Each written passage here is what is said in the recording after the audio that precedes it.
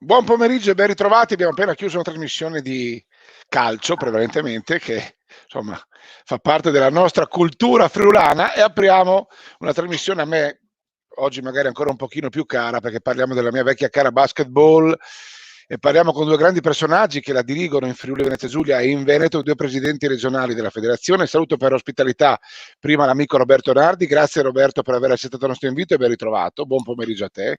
Grazie a voi, buon pomeriggio a tutti quanti.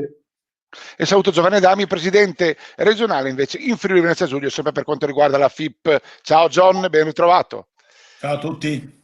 Allora, perché ho chiesto e ho ottenuto la vostra disponibilità? Perché insomma di questi tempi chiaramente ragazzi non si può parlare di campo, no? Non si può parlare di risultati, di finali nazionali, di interregionali o anche di Serie A, di Serie B o di Serie 1, di scudetti. La Reyer nella tua regione, Roberto, negli ultimi anni vi ha abituato bene, perché insomma il tricolore del presidente Brugnaro, del presidente Casarin, di tutto il team, rende onore a tutto il vostro movimento, che è uno dei movimenti. Io ho giocato nel Veneto per 4 anni nella Reyer, è un movimento importantissimo. Il Veneto è una delle grandi cure del basket nazionale.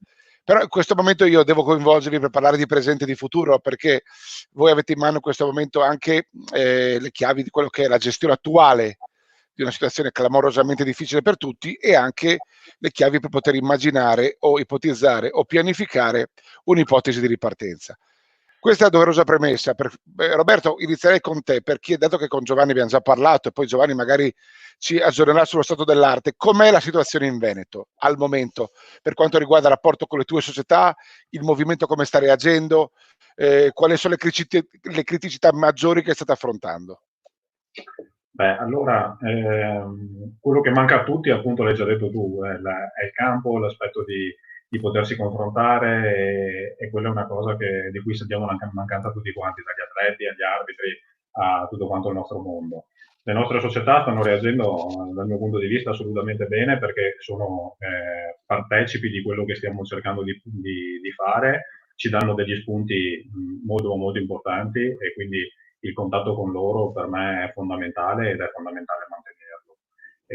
Trovare delle soluzioni a una cosa così nuova, inaspettata e tremenda come quella che ha colpito il nostro paese e il mondo intero non sarà sicuramente facile. Ci saranno delle criticità importanti che dovremo affrontare assieme, perché se non le affronteremo assieme il nostro movimento, il mio modo di vedere, non potrà sopravvivere a lungo poi.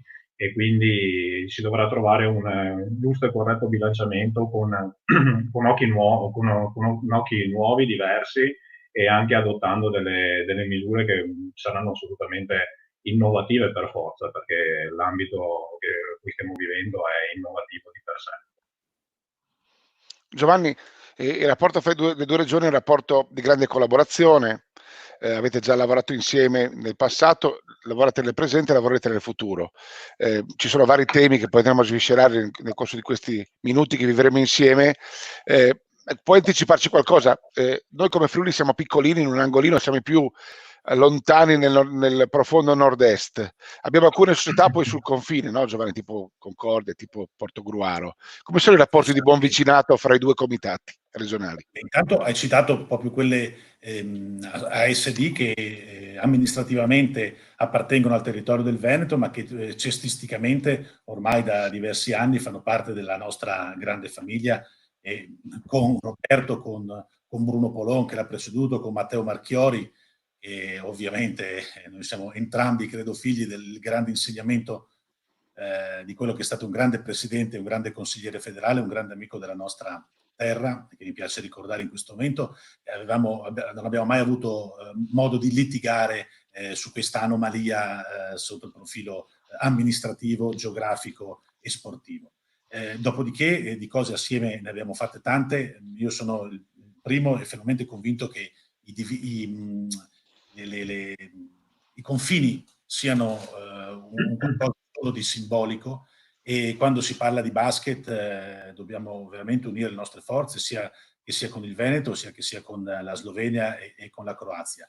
Di cose assieme ne abbiamo fatte tante. Io, se mi permetti, Roberto, voglio dire, non ufficialmente, ma anticipare quello che abbiamo iniziato a fare quest'anno come novità e quello che vorremmo fare dal prossimo anno. Intanto, grazie alla spinta tua e del collega del Trentino, abbiamo partecipato per la prima volta, intanto con 2 squadre, a quello che è il trofeo delle province allargato, che invece loro già da anni portavano avanti, quindi come Trentino Alto Adige e Veneto assieme. Un weekend a Rovereto con tutte le loro province, e quest'anno noi abbiamo con un esperimento pilota assolutamente corretto e soddisfacente, abbiamo partecipato con una rappresentativa maschile e una femminile di Udine e Trieste.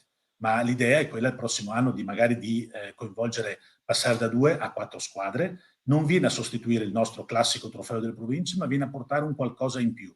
Purtroppo quest'anno, tra la prima sera e la seconda sera, è scoppiato il coronavirus, quindi al termine della prima giornata abbiamo dovuto fare i bagagli, metterci sul pullman e tornare indietro. Sfortuna, ovviamente, però diciamo che è un'iniziativa assolutamente da ripetere. E la seconda, maestosa, è il progetto del trofeo delle regioni del tagliamento, cosiddetto biennale, quindi farcelo assegnare a tutte e 2 le regioni per 2 anni, andando a giocare sempre nelle medesime località attorno al tagliamento, facendo un anno campo base in Veneto e un anno campo base, ipotizzo io, alla Getur o comunque dalle nostre parti a Legnano, che sarebbe l'ideale. E questo, diciamo che tra le tante cose che abbiamo organizzato ci manca, potrebbe essere il fiore all'occhiello, e ci impegneremo a fondo. Roberto, Giovanni ha già potuto un po' di... Tanto io approfitto per salutare anche Eugenio Crotti. Quando parliamo di grandi presidenti del Veneto, noi siamo nati qua con le file nazionali, con Eugenio. Io colgo l'occasione in questo momento per mandargli un grande abbraccio, e mi unisco ovviamente a te Johnny e a te Roberto nel salutare con grandissimo affetto e un po' di nostalgia e tanto cuore pieno di tristezza Matteo Marchiori, un grande amico di tutti noi. Posso dire una cosa? Scusami Roberto, certo. Mi mancherà Roberto che era capace, Matteo scusate, che era capace di intervenire alle nostre finali nazionali piuttosto che europee o mondiali, nei momenti sempre più tesi, arrivare lì e dire: sta tranquillo che va tutto bene, stai qua, sta con me, adesso va tutto bene, eccetera eccetera. Aveva sempre quel approccio dovuto all'esperienza che ci permetteva poi di contare fino a 100, di non appendere al muro il direttore sportivo della Turchia piuttosto di non prendere a cazzotti l'ungherese, e faccio per ridere ovviamente, ma in modo da razionalizzare le idee e di ripartire superando il problema. Ecco, questo era doveroso perché un ricordo affettuosissimo per lui, compagno di chiosco. Roberto? Sì, la cosa che più mi tocca ovviamente è non essere potuti partecipare, non aver partecipato alle sue esequie, perché proprio durante questo benedetto coronavirus è venuto a mancare, quindi troveremo però sicuramente il modo anche più avanti di omaggiare un grande amico della pallacanestro italiana, perché non era assolutamente della pallacanestro veneta, ma veramente della pallacanestro italiana, che ha dato tantissimo a tutti, in primis a me, perché mi è stato molto molto vicino nei primi momenti e nei primi anni appunto della mia presidenza, ed è stato assolutamente super insostituibile. Guardate, proprio ieri sera, sfogliando il telefonino, così troviamo i momenti per poter fare un po' di pulizia delle varie foto. Mi sono uscite 2 foto di Matteo e le ho mandate a un paio di amici e con i quali abbiamo ancora riso grazie a lui, quindi questo fa pensare che genere di persona, che genere di personaggio fosse, oltre a essere un grande innovatore, perché comunque di idee e di competenze ne aveva ben donde. E allora queste persone qua sono le persone che ci mancano, ma anche perché, anche per merito suo e per onorare lui, io credo che sia fondamentale, ma veramente fondamentale, perché in questo Matteo credeva molto, e credo molto anch'io, avere collaborazione massima con tutti i territori. Quindi quello che ricordava prima Giovanni, il trofeo delle province, è una cosa che abbiamo cominciato a fare un paio d'anni fa, ormai 3 o 4, con il Trentino Alto Adige, cercando di coinvolgere anche loro, perché anche loro fanno della buona pallacanestro con noi, allargandolo al Friuli Venezia Giulia e fare in modo di poter essere un tutt'uno con la pallacanestro, chiamiamola del nord-est. Quella sarebbe una gran cosa e un momento di crescita fondamentale per tutti quanti noi, sia che siamo friulani, giuliani, veneti o trentini, nulla cambia, insomma. Io la concepisco così, la pallacanestro del domani. Se non c'è confronto, non c'è crescita, e se ci si chiude all'interno delle nostre mura regionali, chiamiamolo così, non si riuscirà mai a vedere oltre. E appunto per questo anche con Giovanni si sta cercando di portare a compimento quel famoso progetto del trofeo delle regioni a 2 regioni, quindi sarebbe un trofeo delle regioni biennale. Bellissimo, come idea, bellissima. Sì, sarebbe gestito da 2 regioni amiche e che collaborano al 100% già di giorno in giorno con la nostra pallacanestro. Ci conosciamo molto bene, siamo molto affini, quindi sarebbe assolutamente una cosa nuova, innovativa, ma allo stesso tempo dando un segnale di collaborazione forte per chi magari fa ancora fatica ad arrivare a questa visione, a questa mission. Ecco. Tu hai già un'idea di quale potrebbe essere la sede? Guarda, cioè noi stavamo valutando delle sedi tra Caorle e Jesolo, per intendersi, quindi il nostro litorale è ben ricco di varie strutture che potrebbero assolutamente ospitarci, e quindi stiamo valutando bene quelle 2 opzioni lì, visto che una è meglio dell'altra, ecco, quindi cioè non sarebbe un dire andiamo di qua piuttosto che andare di là perché abbiamo delle criticità, no, dovremmo avere la capacità di verificare qual è la migliore partendo da delle eccellenze comunque. Come è la Getour lì da voi, ovviamente noi siamo un territorio che può permettersi delle strutture assolutamente di vertice a livello non solo nazionale ma anche internazionale, perché di tornei sportivi non solo di pallacanestro ma anche di calcio, di pallavolo se ne fanno dalle nostre parti di molto molto interessanti. Dovremmo anche noi sfruttarle queste opportunità. Cioè, Veneto è sicuramente terra da sempre all'avanguardia. Giovanni, in questa fase intanto salutiamo anche il presidente del comitato provinciale di Treviso. Ciao Filippo. Ben trovato, e salutiamo anche Bassudetti, che ha scoperto immediatamente la maglia che indossa il nostro presidente regionale oggi, dedicata alla Vis Spilimbergo, una delle grandi società storiche della nostra regione. E per entrambi i presidenti, in questa fase di clamorosa criticità, come vi ha coinvolto la casa madre, cioè il Comitato Nazionale di Roma? Vi ha delegato ognuno ad alcuni gruppi di lavoro? Cioè, ci spiegate un pochino come procede anche la vostra quotidianità?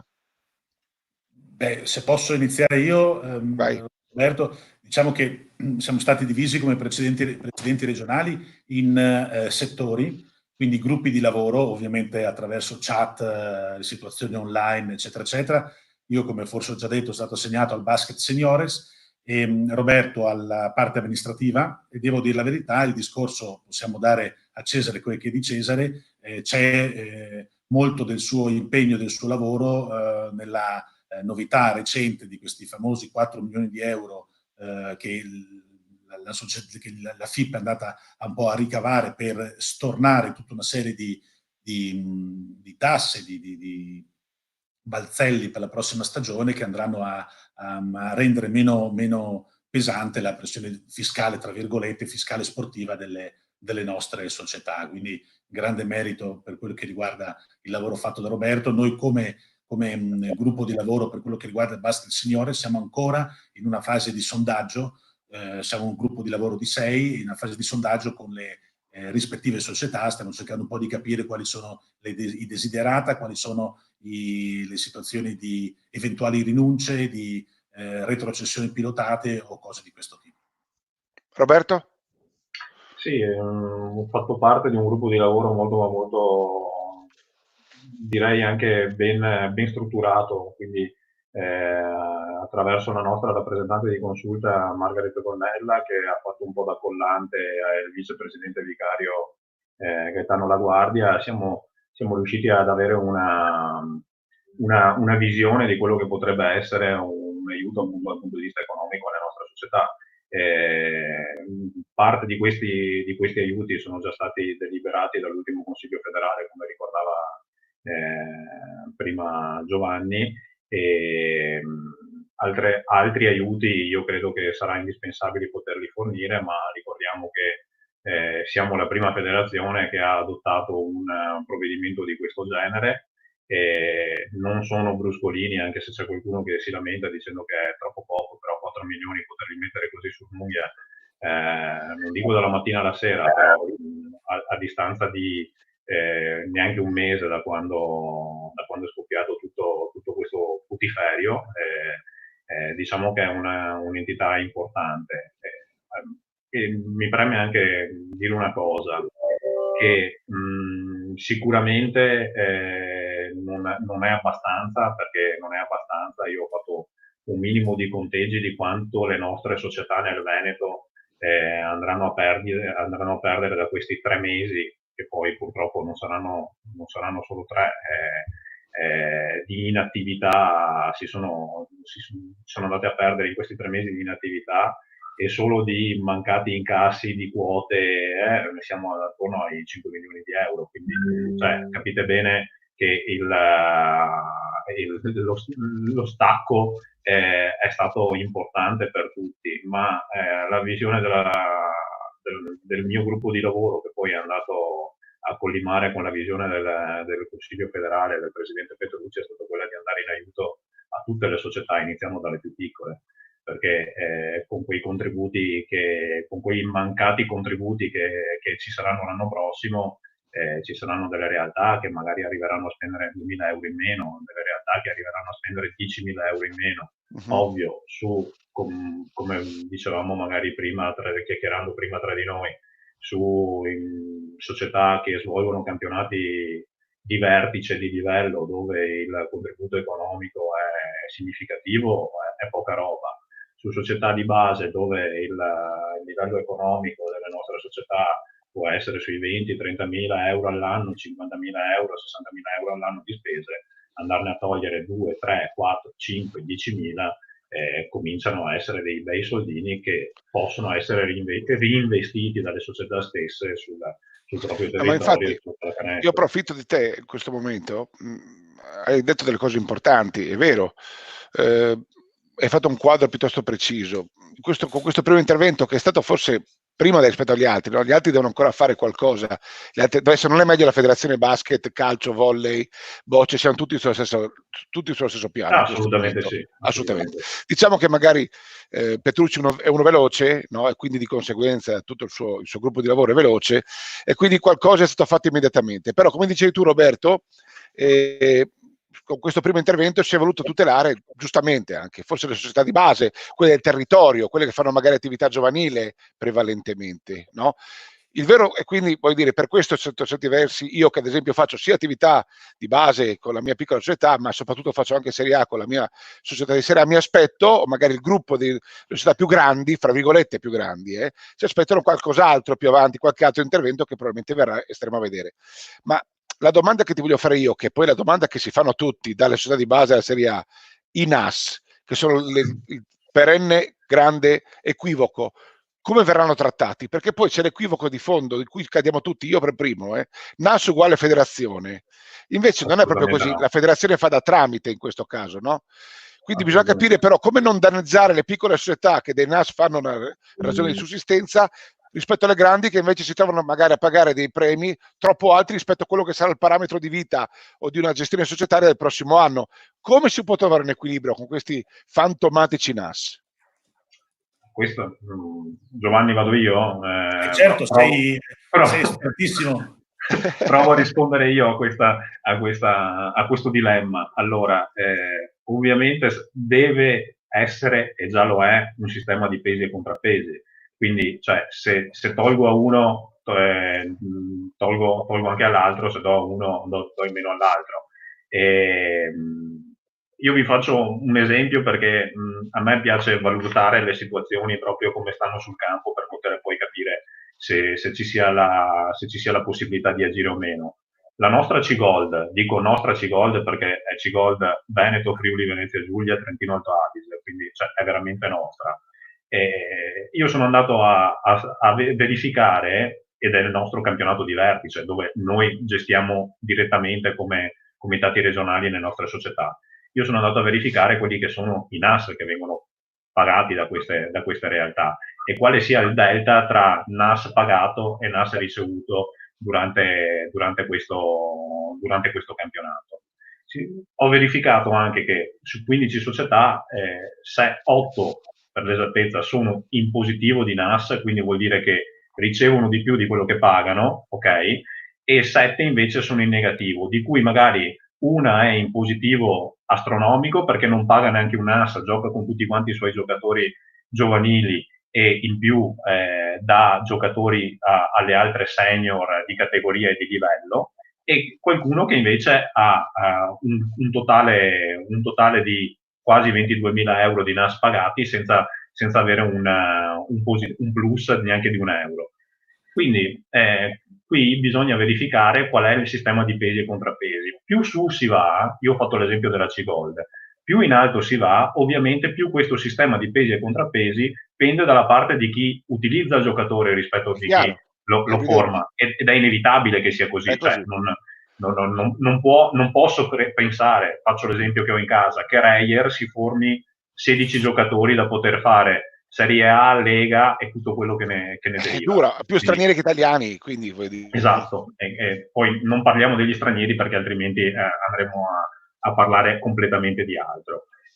Io credo che un aiuto importante lo debbano e lo possano dare le leghe, perché sono i rappresentanti delle società di vertice. E credo però anche che andare a toccare i NAS sarebbe fare un autogol alla base. Questo ve lo voglio proprio dire, e quindi andare a dire dobbiamo ridurre i NAS vuol dire che ci saranno delle società di base che saranno in grossissima difficoltà, ma anche perché se gli vengono a mancare quei 1.000-2.000 euro, vi facevo l'esempio di prima, su un bilancio di 30.000 euro, 1.000-2.000 euro sono una bella cifra. Su un bilancio di 1 milione di euro, 1.000-2.000 euro o 12.000 euro e 500 come pagano i NAS in Serie A, hanno un altro peso ovviamente. Però mi dai un attimo, anche altri 30 secondi per spiegare un attimo una cosa. Certo. È un passaggio appunto tra società formante e società utilizzatrice, il famoso NAS, inteso come premio di incentivazione. In questo la federazione fa da garante, avendo, ovviamente tutti quanti me lo dicono, il 3% di, chiamiamolo tassazione, per fare un fondo di garanzia. Non è proprio un fondo di garanzia, ma ci capiamo con queste parole, ok? Questo fondo di garanzia non pensate che siano milioni di euro, perché non è così, neanche nel momento in cui le società che hanno formato ragazzo sono sparite. Questo lo era magari ai tempi della Mensana, ai tempi di Bologna, quando sono sparite quelle 2 realtà importanti che avevano formato mondo. Ora si sta parlando di centinaia di migliaia di euro, che sono assolutamente soldi importanti, ma che vengono rigirati e reinvestiti nel nostro settore giovanile. Nel settore giovanile permettendoci di fare trofei delle regioni, permettendoci di fare attività con le nazionali giovanili. Andare a dire, bene, quei soldi lì li dovete ridare alle società. In che modo? Con che proporzioni? I premi di incentivazione, anche nel campionato di A2 e di Serie A, arrivano da questi soldi ovviamente. Se andiamo a togliere i premi di incentivazione, avremo la possibilità magari di utilizzarli in altro modo, in un modo magari più costruttivo, più adeguato all'ambito. Però volevo proprio sfatare questi falsi miti, perché se si va sul punto e si verificano delle cose, non è poi così tutto oro quello che luccica, ecco. Non sarà semplice trovare una soluzione che accontenti tutte, sia i grandi che i piccoli. Sarà impossibile, Davide, sarà impossibile. Io te lo dico che sarà impossibile. Per quello dico io, al di là dei 4 milioni di euro, benvenuti qua, e se non ci fossero stati un bel segnale di partenza, già una cifra, però dopo dobbiamo ancora arrivare al dunque, lì credo che ci sarà un minimo di scontro. Io mi auguro in maniera civile in cui dovremmo sapere già fin da ora che tutti quanti dovremmo lasciare qualcosa, ma io credo che Roberto ci arriveremo. Sì, no, ma ben venga se è io parlo di confronto, non di scontro, basta che sia costruttivo, insomma.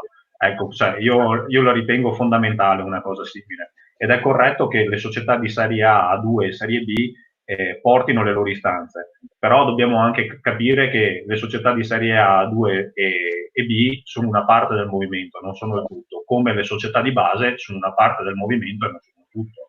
E dovremmo cercare di trovare un equilibrio in una situazione, lo ripeto, che è assolutamente straordinaria e non si è mai verificata, e speriamo che non si debba verificare neanche mai più. Tanto salutiamo Bruno Polon, grande amico del basket, che ci ha portato i suoi saluti, e anche ottima spiegazione. Flavio Camporese ti omaggia per la spiegazione. Posso approfittare del fatto Giorgio, adesso tocca a te, infatti, Roberto, per approfondire. Vai, tocca a te. Infatti volevo passarti la palla. Nel ringraziare Bruno, salutare Polon e ringraziare gli amici a casa che vi riempiono di complimenti, ti passo la palla a te, John. Ecco, Roberto, voglio sapere qual era il tuo pensiero, in realtà lo so, ma sto facendo il giornalista in questo momento, sul discorso poi della distribuzione. Mi spiego. Hai partecipato, anzi forse hai capeggiato, se non ricordo male, una commissione che 2 anni fa ha lavorato per un anno intero al discorso dei NAS, eccetera, eccetera. Qual è il tuo pensiero poi sulla distribuzione, sulla modalità di distribuzione dei, fa conto, 6.000 euro per il tesseramento di un giocatore di Serie B, ad esempio? Allora, qui tocchiamo un altro aspetto. Io parto da un presupposto sempre quando cerco di fare un ragionamento, che è quello di dire dove voglio arrivare. Dove vogliamo arrivare con questi NAS? Dobbiamo cercare di incentivare le realtà che formano i giocatori e che cerchino di formare i giocatori di livello, ma incentivare non solo quelle che già esistono, ma fare in modo che anche altre realtà e altri settori abbiano la possibilità di investire nel nostro movimento. E quindi questo deve essere il focus che deve muovere tutto l'ambito NAS. Ovvio che qualcuno diceva bellissimo quando c'era il cartellino, è una realtà che non c'è più, non esiste più e non è possibile averla, come tu ben sai meglio di me, Giovanni, nel nostro ambito. Attualmente i nuovi tesserati andranno dal 25% alla società che ha fatto il primo tesseramento e il 75% a chi invece va a svincolare l'atleta. Questa è stata una soluzione di compromesso, come tutte le soluzioni che vengono trovate sono delle soluzioni di compromesso verificate tutte le realtà in gioco, perché nella commissione che ho avuto l'onore di presiedere e alla quale hanno partecipato tutti gli ambiti della nostra pallacanestro, perché c'erano le leghe, c'erano la GIBA, quindi i rappresentanti dei giocatori, e c'erano veramente tutti. Lì si è trovata questa soluzione di compromesso, avendo appunto questo focus, che è quello di dire qual è la soluzione migliore per cercare di creare un giocatore di livello massimo a cui il giocatore può arrivare. Quindi cercando di incentivare le società formanti, ok? E si è arrivati a dire, bene, torniamo magari un passo indietro rispetto allo spezzettamento che c'era prima, okay, che era uno spezzettamento che aveva la sua logica e aveva la sua armonia, secondo me, ok? Ma si è visto che a dati alla mano, perché questi ragionamenti si fanno con i dati alla mano, che purtroppo non ha portato tutti i frutti che si sperava portasse. E qui c'è stata la volontà da parte di tutte le parti in gioco, come ripeto, di arrivare a un 25-75 per dire una società che investe nel giovane dai 16 anni, 15 anni, ormai è sempre prima, lo sapete meglio di me, deve avere anche la possibilità poi in futuro di ritornare di questo investimento. Giovanni, rispondi tu al presidente di Treviso. Io chiedo magari rispondete tutte e due, chiedo di regia. Ecco qua, Filippo Borin dice: almeno per questa stagione terminata anzitempo non si potrebbe rivedere ecco qua la domanda anche in sovraimpressione, il valore premi NAS ristornando una quota per i mesi di mancato utilizzo dei giocatori? E chiaramente lui si fa portavoce di un quesito che giunge da molti presidenti. Ma io credo, se posso interrompere, anticiparti, Roberto, che fra l'altro mi è stato sollevato anche in regione, ad esempio dagli amici di Corno e comunque da più parti. Credo che però occorra un intervento, diciamo così, in deroga e centralizzato sul punto romano da parte del Consiglio federale. Io non credo che ci possano essere delle iniziative autonome, anzi sicuramente non ci potranno essere delle iniziative autonome delle singole regioni. Sinceramente non so se lo vedo possibile. Dovrebbe esserci un apposito intervento ad hoc del Consiglio federale. Cosa ne pensi, Roberto? No, sul punto sicuramente hai ragione tu, dovrebbe esserci un intervento del Consiglio federale, seppure tu sai meglio di me che questo creerebbe un grosso precedente e non so quale sia la soluzione migliore per poter attuare una soluzione come questa. Rateizzare, tra virgolette, il NAS non maturato, chiamiamolo così,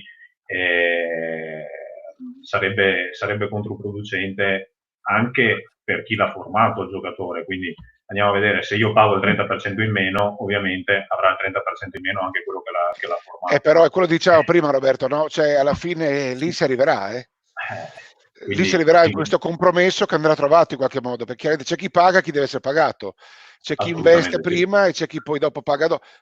Di solito, come dicevi tu, più si allarga la forbice, più così è. Certo, ma ben inteso che al momento sono già stati pagati tutti. Quindi anche la famosa rata che abbiamo imputato il 27 di maggio, vista come la morte da parte ovviamente delle società che hanno avuto la possibilità di non pagare la quinta rata a marzo, lì dentro c'erano i premi NAS ovviamente. Non la vedo una soluzione tanto fattibile, visto che comunque la federazione si è fatta garante nei confronti di chi ha già formato i ragazzi e ha già liquidato, quindi ha già bonificato in conto corrente alle società, o lo sta facendo in questi giorni, se le società che ci stanno ascoltando non hanno ancora visto nulla, lo stanno facendo veramente in questi giorni.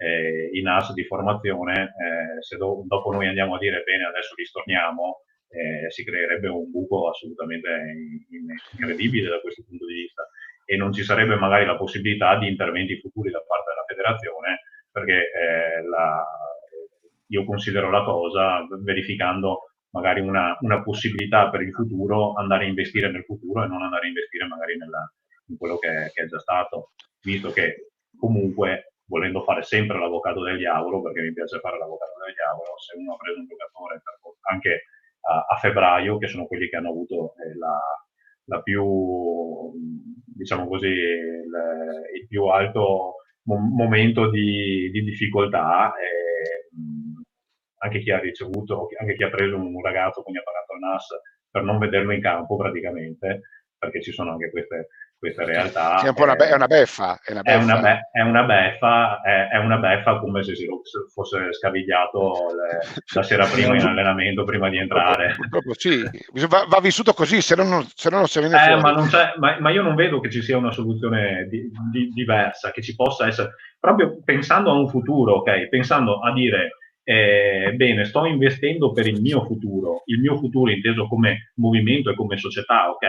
Sicuramente ci sarà chi ne perde di più e chi ne perde meno, ma in questo momento qui dobbiamo avere l'umiltà e la capacità di capire che dobbiamo investire nel futuro, non nel passato, altrimenti non ne veniamo fuori. Questo è corretto, ma non sarà semplicissimo farlo passare. Perché ma sarà, le cose facili le fanno sempre tutti quanti, le cose difficili ovviamente è difficile dirlo, ma bisogna anche far capire e far passare questo messaggio. Se non lo facciamo ma infatti io vi ho chiamato qua per quello, voi state rispondendo a entrambi. Il 27 maggio è la data intoccabile, questo chiedono le società, cioè c'è possibilità che magari il Consiglio federale possa posticipare ulteriormente questo perché è visto come una deadline, oppure quello rimane? Diciamo che è l'ultima rata federale da pagare. Come? A naso ti dico che quello rimane. Non vedo che in questo momento ci possa essere un cambiamento di idea sul punto, non vorrei sbagliarmi. Cioè quella è la data 27 maggio, la data dell'ultimo pagamento. Roberto, confermi anche tu l'impressione di Giovanni? Sì, cioè quella è una data che ha imputato il Consiglio federale e non credo che ci sia la possibilità di tornare indietro su a distanza Alcune magari società di... chiedono che venga posticipata, no? Ovviamente, perché sono... Sì, sì, no, beh, allora il posticipo cosa comporterebbe anche? Cioè, capiamo anche questa cosa qui.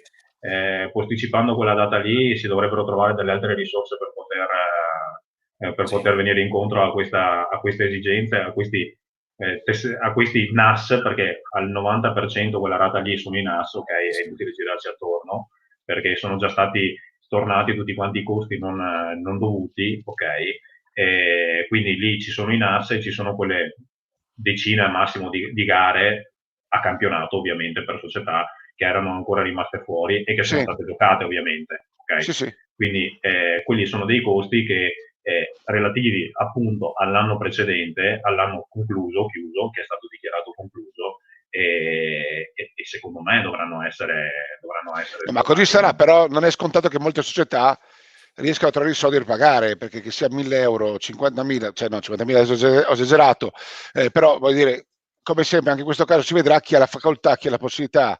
Forse sarà una prima scrematura, ragazzi, chiedo entrambi, non lo so, potrebbe anche essere, eh? Lì purtroppo nel bene o nel male ci sarà anche questo, cioè, e diventerà un momento importante anche per chi ha il polso della situazione, chi ha il comando, quindi il nostro Consiglio federale, il nostro Presidente, per capire lo stato di salute della nostra pallacanestro in questo momento. Cioè, è brutto da dire, ma bisogna anche porci dei È criteri così, come questi. è così. Io credo, ragazzi, proprio noi due come presidenti regionali, che dovremmo prima di quella data lì cercare di dare più informazioni possibili alle nostre società per quello che riguarda la stagione a venire, nei limiti del possibile, pandemia e ripresa e quant'altro. Cioè, mi spiego. Concordo in pieno, Giovanni. Noi abbiamo già creato un tavolo di lavoro, fra l'altro con call e quant'altro, anche nella giornata di oggi, per cercare di capire fino a quanto la nostra regione può arrivare nella detassazione in questo momento di tutti i campionati giovanili. Ci stiamo avvicinando a quello che riteniamo una riduzione sostenibile. Stiamo affrontando lo stesso tema delle agevolazioni sulla C-Silver, sulla D, sulla promozione sulla prima divisione, quindi sulle campionati di nostra competenza a livello seniores, e se noi riusciamo a dire alle nostre società il 15 o il 17 di maggio che questi prossimi campionati rispetto all'anno scorso gli costeranno tot di meno, io credo che loro potranno anche fare dei conti interni a medio respiro, cioè Tu sui dici, 9. possiamo farcela, Giovanni, ad arrivare a dare queste informazioni entro una deadline, che ne so, a metà maggio, in modo che uno facendo i conti dica, ok, se adesso pago la rata del 27, poi c'ho in tessacchette, si dice in friulano, Roberto, no? Nel mio portafoglio, Sì. nella mia tasca, ho i soldi anche per poter ipotizzare una nuova stagione. Tu, John, hai già parlato qui con noi del tuo piano di riduzione, se non addirittura di No, completo... riduzione. Eh? Non andiamo Di riduzione. riduzione delle tasse legali, soprattutto al mondo giovanile. Questa cosa credi tu, e poi chiedo anche a te, Roberto, ovviamente, credi di poter ufficializzarla entro metà maggio? Sì, sì. Ok. Ti piacciono queste Ecco. risposte perentorie? Sì, e anche nei termini corretti, cioè dicendo esattamente di quanto le riduco, eccetera, eccetera. Roberto? Allora, noi stiamo valutando anche noi come Consiglio regionale degli incentivi alle nostre società. E stavamo valutando la possibilità di convogliarli in certe categorie. Cioè, mi spiego meglio, nelle categorie giovanili, perché sono quelle che per noi sono veramente le radici del nostro movimento, cercare di dire detassiamo completamente certe categorie. È una visione similare con quella di Giovanni, ma che si differenzia solo dal punto di vista proprio del punto dove si vuole andare a colpire, a colmare, insomma, ecco. Stiamo facendo un po' di paragoni su quelle che sono le realtà, basandoci su quelle che erano le annate sportive precedenti, ovvio, cioè, anche lì quando andremo a iniziare, come andremo a iniziare e con che quantità di squadre, sarà importante anche per noi capire, per arrivare per capire fino a dove possiamo arrivare con questa, chiamiamola, defiscalizzazione delle categorie giovanili. Ecco. Giovanni, rispondi tu da Alberto Zanetti? Ma purtroppo noi eravamo soliti durante il Trofeo delle Regioni, quindi a ogni Pasqua ritrovarci come presidenti, discutere con Margaret, la nostra rappresentante in consulta del Consiglio federale, ed è insomma già delle linee guida, delle DOA generali e quant'altro. Ovviamente siamo un po' indietro rispetto a questi passaggi, e le DOAR arriveranno in un secondo momento, anche se ovviamente, come avete visto negli ultimi anni, la raccomandazione è quella di snellire tantissimo le DOAR, cioè le DOAR devono diventare, quelle nazionali, una linea guida, e le DOAR non essere di 57 pagine e 49 articoli, ma solo su quei piccoli punti di differenza rispetto diciamo così, al contenuto generale nazionale per singolo argomento. Ad esempio, la butto lì, anche questa a livello di novità, potrebbero esserci delle novità per la C-Silver, per quello che riguarda delle particolari premialità concrete e codificate su chi giocherà con un determinato numero di giovani. Ecco, in questo caso io dovrei ovviamente scriverlo all'interno delle DOA. Tornando alla domanda, non abbiamo ancora le linee guida delle DOA per il prossimo anno. Ma Roberto, dobbiamo aspettarci qualcosa di epocale in queste DOA, oppure alla fine, insomma, la linea sarà sempre quella? Io non credo che ci sia la necessità di cambi apocalittici, cioè, ovviamente la situazione che stiamo vivendo, come ho detto e ripeto, è assolutamente nuova. Ritengo fondamentale anzi che ci siano dei cambi, se ci dovessero essere dei cambi, degli snellimenti, come diceva prima Giovanni. Quindi qualsiasi novità dovrebbe essere nel segno dello snellimento per quanto riguarda proprio la gestione delle società e dei campionati relativi, ovviamente. Meno paletti possibili, più facilità di giocare, più disponibilità da parte anche della federazione di venire incontro alle esigenze del territorio, perché ci saranno delle difficoltà economiche, sociali, anche sociali, non dimentichiamoci di queste cose, certo, perché noi facciamo della socialità, soprattutto in ambito giovanile.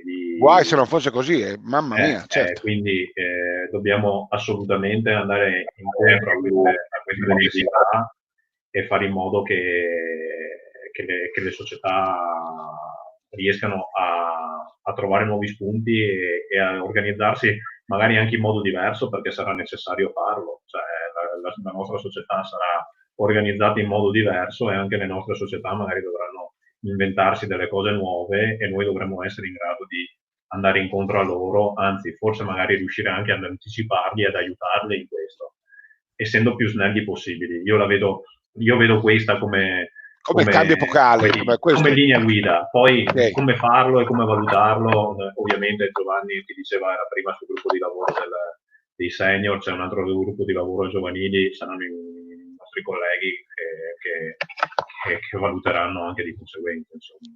Certo, peraltro, Giovanni...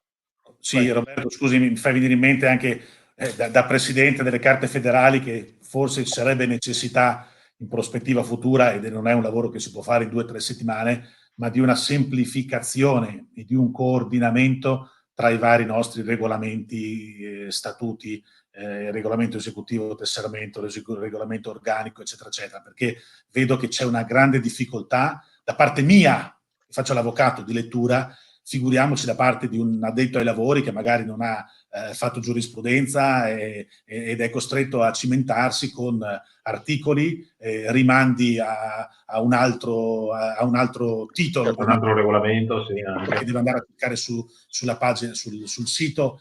Credo che quello sia un tema che dovremo prima o poi affrontare. Siamo quasi in chiusura, siamo già 43 quarti d'ora che parliamo, però vi rubo ancora un attimo perché vorrei chiudere con voi con i campionati seniores.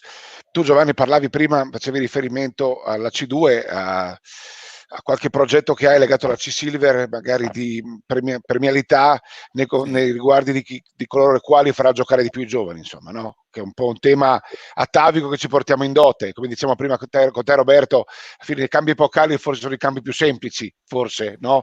Quelli magari che sono sotto gli occhi, che magari facciamo fatica a inquadrare fino in fondo. Ecco, Guidi, che è il responsabile territoriale della regione Friuli Venezia Giulia, tecnicamente parlando, il nostro ospite giovedì scorso provocava, ma non so quanto fosse una provocazione, io metterei 6 giovani e 4 vecchi in Serie C, cioè ribalterei completamente il concetto.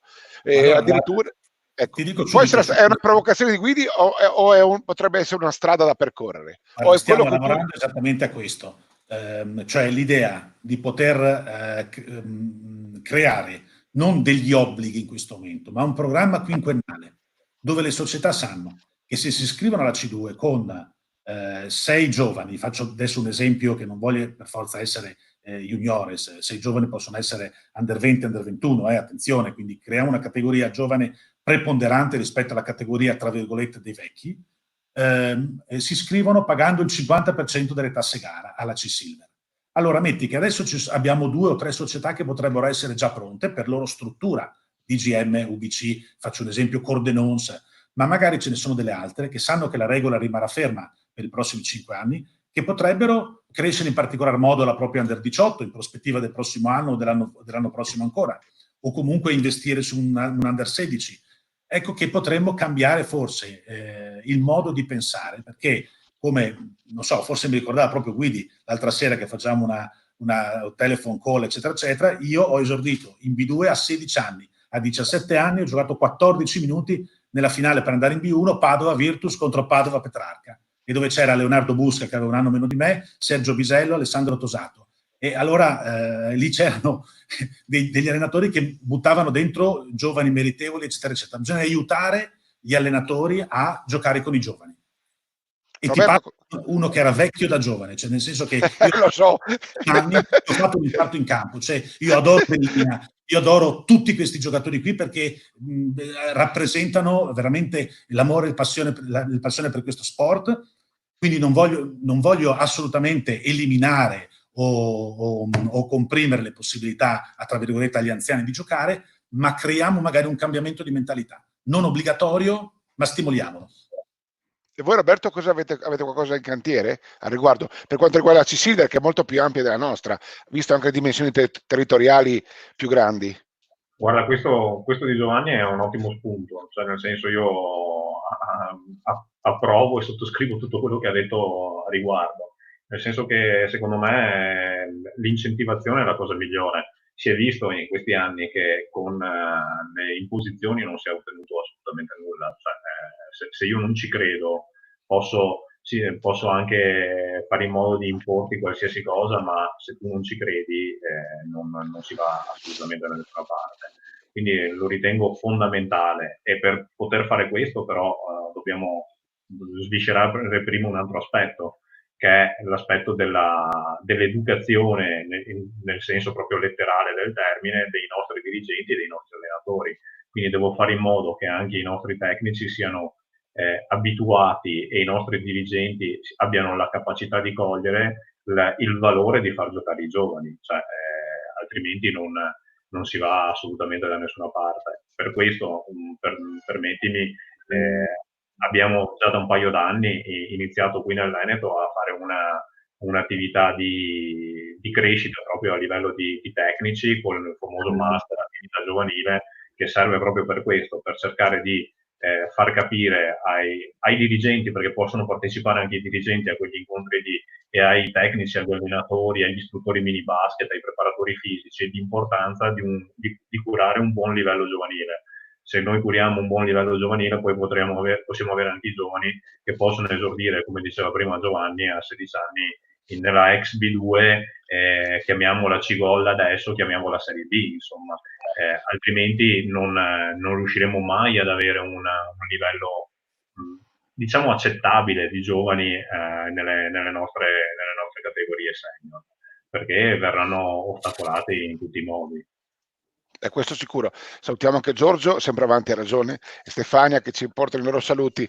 Chiusura con entrambi, magari comincio con te, in questo caso Roberto, perché il campionato è di tua competenza ed è un tema molto dibattuto in questo periodo qua, qui da noi in Friuli Venezia Giulia, ma immagino anche in Veneto.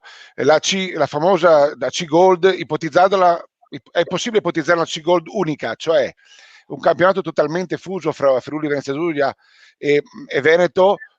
John, ti vedo già che fai, comincia tu, vai, butta fuori, cominciamo, perché questo è il tema forse conclusivo con cui però è anche giusto dare delle risposte agli amici a casa. Allora, eravamo d'accordo che io dicevo di sì e Joe diceva di no, che almeno così... No, spieghiamo com'è adesso. Scusate, lo stato dell'arte è che il campionato è di tua competenza come comitato regionale, Roberto, no? E sì, che ci sono alcune squadre friulane che partecipano al campionato, quindi è già un campionato unico di fatto. Esattamente, no? Esattamente. Dove starebbe la svolta, John? Dove potrebbe essere la modifica, Roberto? Ditemi voi. Cioè fare un girone, un campionato unico, oppure fare la C-Gold in Friuli, totalmente C-Gold, e C-Gold in Veneto, e poi magari ipotizzare un playoff dopo? Una seconda fase dopo? Potrebbe essere un'idea? Allora, chi sta proponendo questo sta proponendo in effetti quello di che non sussista più la suddivisione C-Gold e C-Silver, ci sia la C-Gold, la serie C unica, quindi non C-Gold e C-Silver, e si facessero 2-3 gironi in base al numero di società che ci sono, per agevolare le società nei trasferimenti soprattutto, ok? Quindi eliminare quei costi che sono costi importanti per le società stesse e soprattutto nelle trasferte. Questa è la motivazione in primis, quindi abbassamento dei costi. Se si vuole l'abbassamento dei costi, ovviamente si avrà l'abbassamento della qualità, cioè non c'è possibilità differente da questa. E quindi se si deve fare un ragionamento di C-Gold e C-Unica, però permettimi, io sono dell'idea che si debba fare un ragionamento a 360 gradi, quindi partendo dalla Serie A e arrivando alla Serie D, altrimenti chiamiamola la fisarmonica delle categorie sarebbe assolutamente sfasata, nel senso che dalla Serie C alla Serie B poi il salto sarebbe talmente enorme che non ci sarebbe più la possibilità delle nostre società, chiamiamole regionali, perché diventerebbe l'ultimo campionato regionale, di fare il salto nella categoria nazionale. Bisognerebbe rivalutare completamente tutto l'aspetto delle categorie, e lì o si fa un ragionamento di sistema oppure ragionare a compartimenti, come per qualsiasi altro aspetto diventa molto quindi secondo te va bene come stiamo? Cioè tu sei per proseguire su questa strada come stiamo facendo fino ad oggi? Io sono per cercare una soluzione che possa essere il più possibile condivisa da tutte le nostre realtà, ben conscio che se si mantenesse così l'aspetto delle categorie, ok, si dovrebbe anche cercare di dare degli incentivi a partecipare alle categorie stesse. Cioè, questa è la mia idea. Sapendo anche quelli che sono i budget, ovviamente non al centesimo, delle società di C-Gold che gestiamo noi e delle società di C-Silver. C'è un bel delta, insomma. Ecco, non dico che tra fare C-Silver e C-Gold bisogna fare per due, ma siamo lì, ok?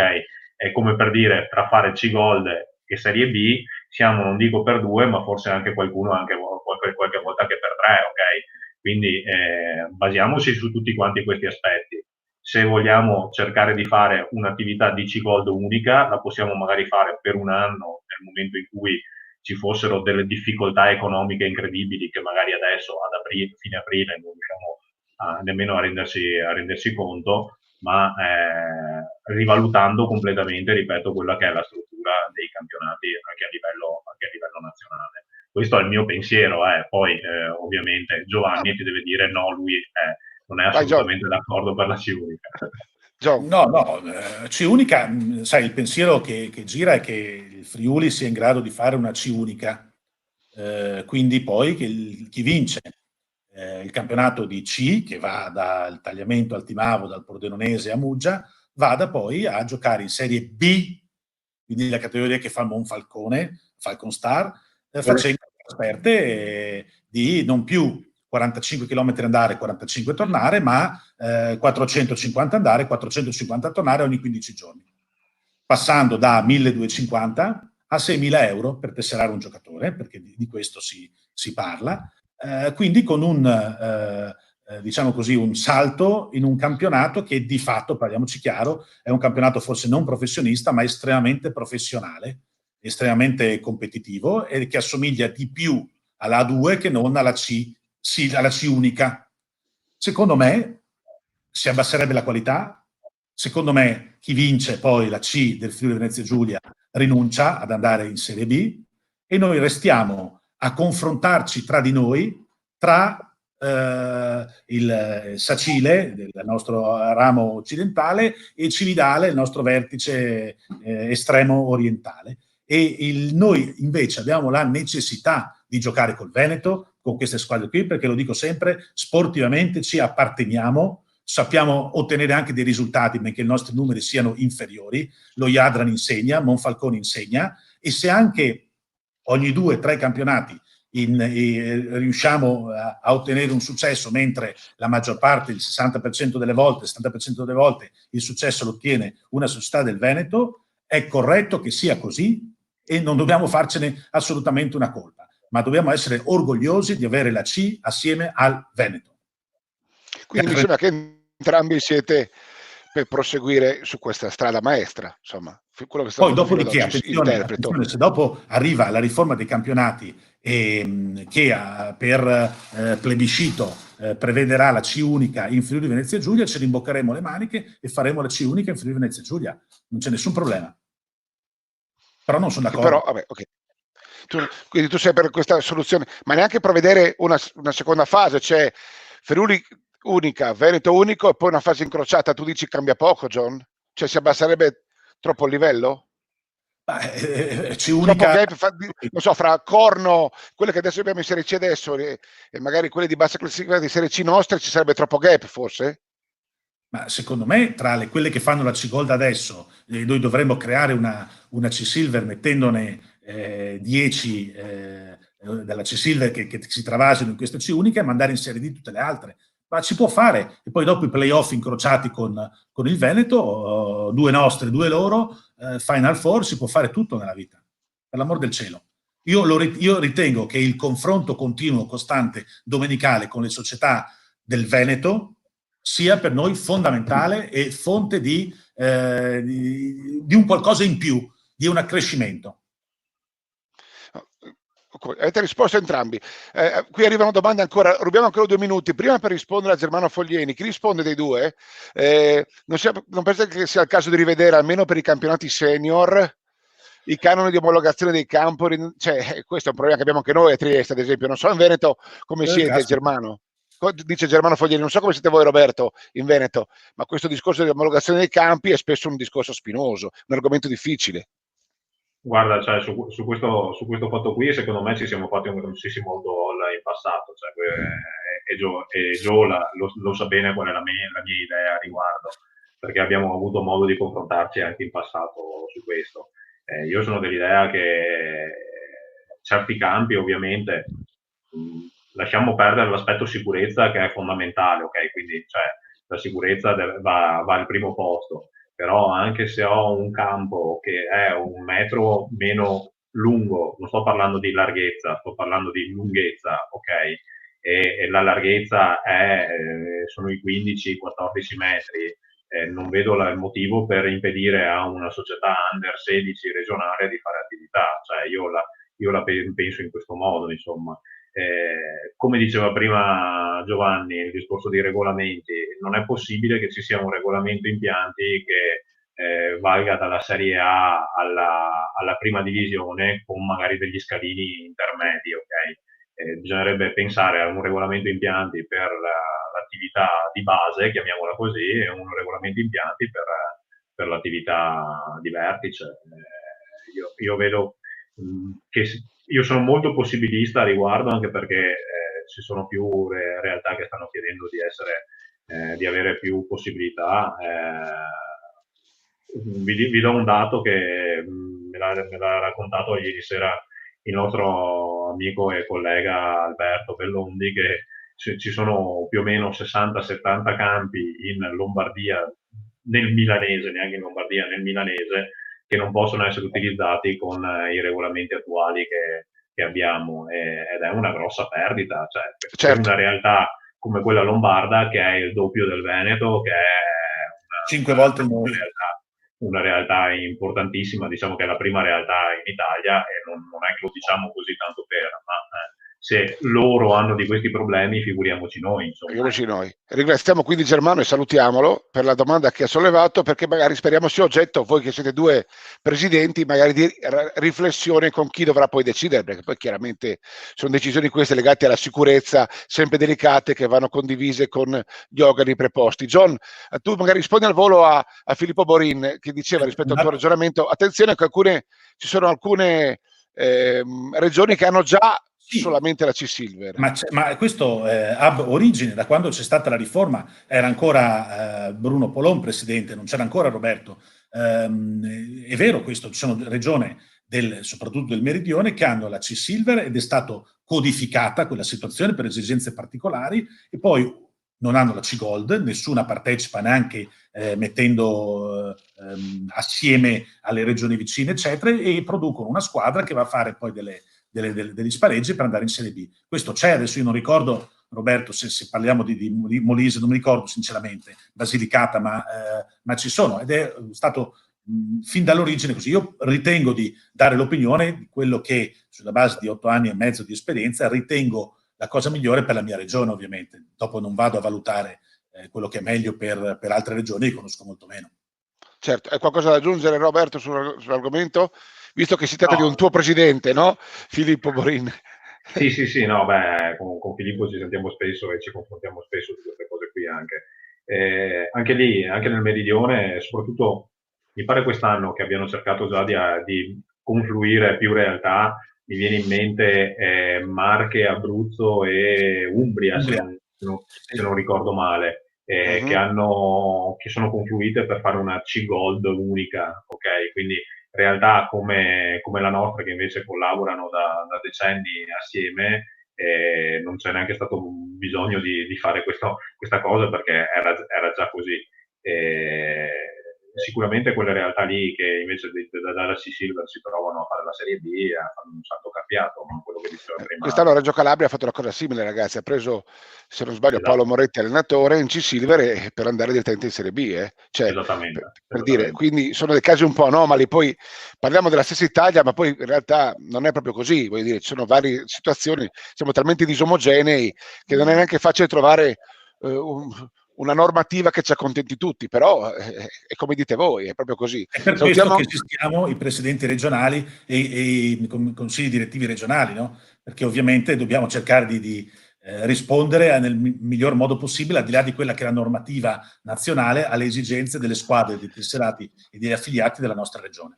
Non è semplice, quindi siete comunque immolati alla causa. Salutiamo anche Loris Basso, presidente di una storica società friulana che fa la Serie C con grande lustro da anni, ha fatto anche la Serie B, parliamo di Cori Rosazzo, ovviamente, del Centro-Sede Basket, quindi buon lavoro anche a Loris e al suo team in un'ipotesi di ripartenza, c'è bisogno in realtà così radicata come la loro. Salutiamo anche Bruno Polon, no? Che dice all'epoca ci fu un grosso scontro fra nord e sud, in effetti potremmo andare avanti all'infinito. Vediamo l'ultimo contributo anche di Filippo Borin, che dice: pur comprendendo e condividendo le motivazioni del presidente Adami, una bella Final Four, una bella Final Eight. Rispondo io. Noi siamo anche fautori delle Final Eight, dai, caro presidente, io totalmente torto, dai.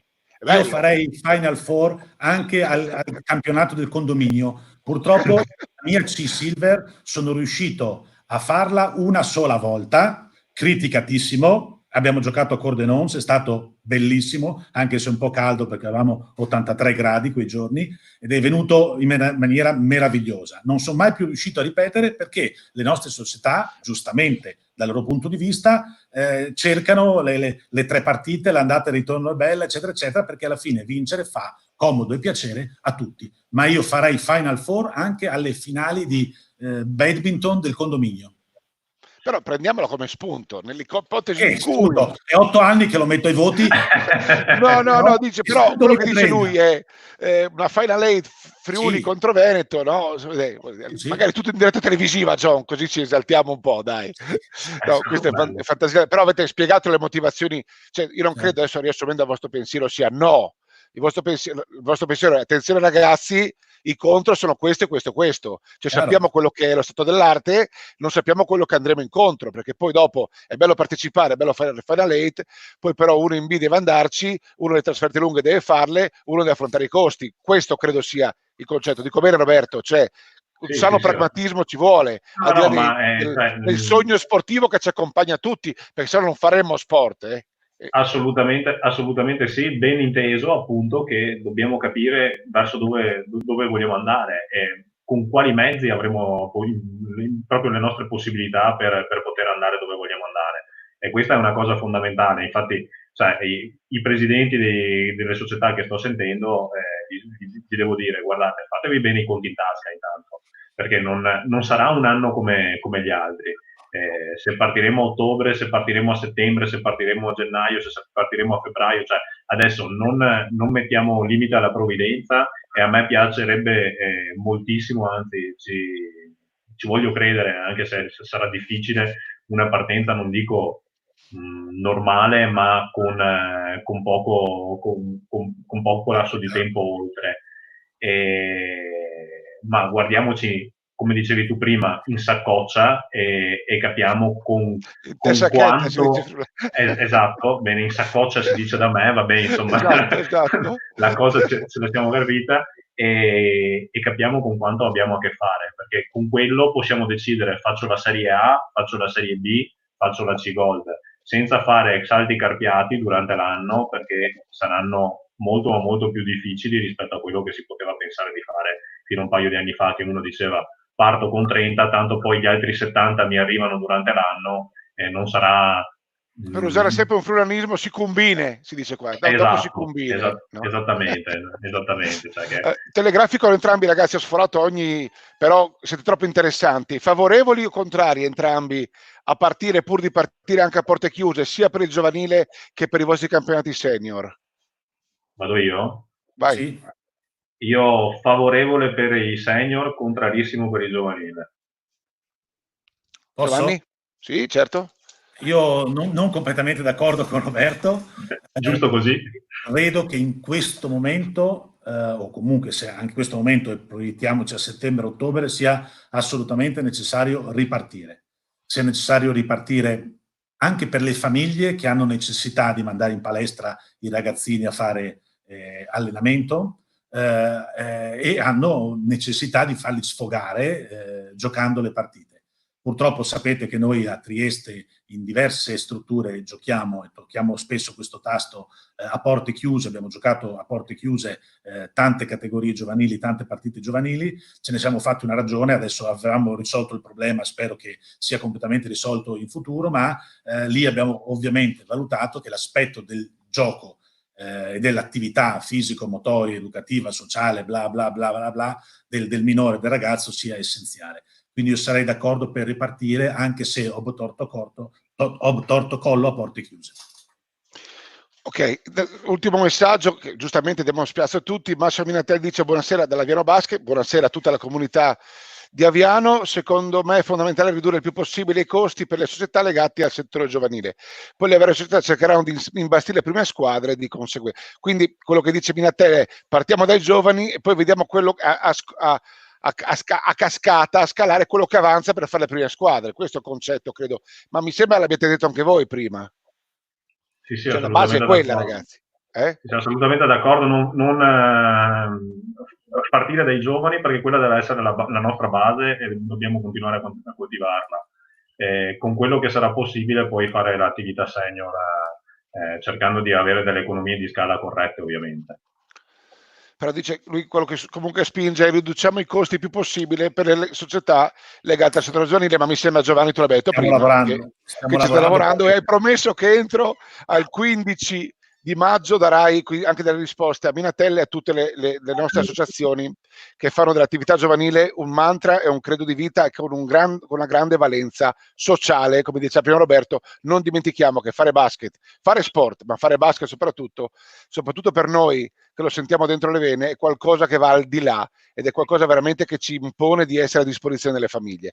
Davide, perdonami, scusami, l'ultima cosa mi permetto, Prego. visto che appunto stiamo parlando di socialità, noi stiamo cercando di fare un'attività anche che si chiama On Airball tutti i sabati mattina sulla nostra piattaforma di Palla 2, che è il nostro sito, diciamo, parallelo a quello federale, ma gestito completamente dal nostro comitato. Stiamo cercando di fare delle attività per promuovere appunto la pallacanestro e per promuovere il fatto di creare appunto allenatori ed istruttori di livello. Quindi il sabato prossimo avremo ospite il mitico Maurizio Tremonini. Grandissimo, salutacelo. Chi vuole partecipare avrete la possibilità tutti quanti di partecipare dalle 10.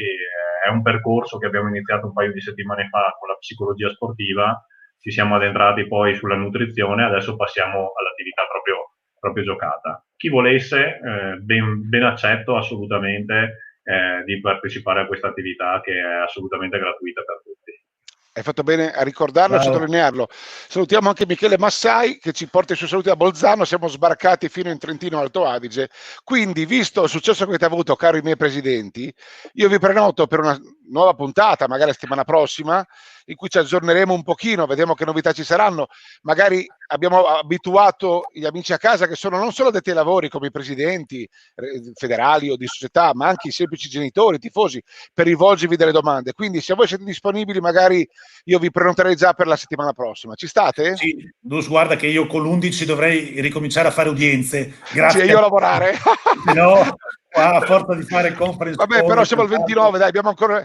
Vabbè, io vi romperò le scatole la settimana prossima, se ci state, perché credo che, visto anche il tipo di domande che abbiamo avuto, anche molto intelligenti, le società e gli addetti ai lavori, ma ripeto, non solo, anche salutiamo anche Moreno Vanin dal litorale del Nord Cavallino Tre Porti, soprattutto in questa ottica di bipolarità, no? Cioè Friuli e Veneto insieme, credo che a maggior ragione, sentendo due presidenti regionali giovani come voi, ma che avete veramente dedicate tanto tempo alla pallacanestro, e vi faccio i complimenti, sapete, io sono uno che dice sempre quello che pensa, benvengano due presidenti giovani e intelligenti e disponibili come siete voi due, quindi se io, detto questo, vi prenoto, poi se volete venire venite, se non fate a meno, va bene? No, noi ti ringraziamo e ti stupiremo tra 7 giorni perché arriveremo addirittura col calendario delle partite perfetto delle regioni del 2021. Vedrai. Giovanni, con già i risultati, se vuoi fare la cosa fatta bene.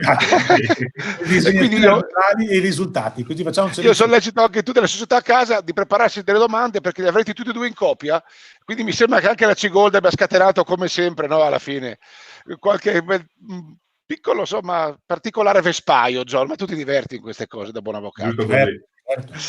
Grazie Roberto, gentilissimo, buon lavoro a te, al tuo comitato, un saluto a tutto il Veneto che ho sempre nel cuore.